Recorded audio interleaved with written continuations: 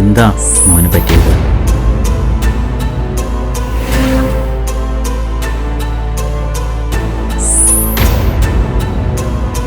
എന്നെ ആർക്കും വേണ്ട, എനിക്ക് ആ ചേട്ടൻ മാത്രമേ ഉള്ളൂ.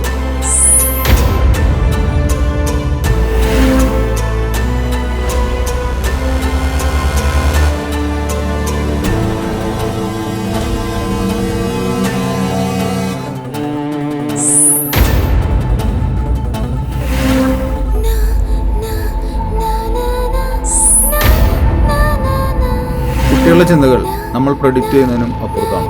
May be good or bad, അത് നിസ്സാരമായി നമ്മൾ തള്ളിക്കളയരുത്.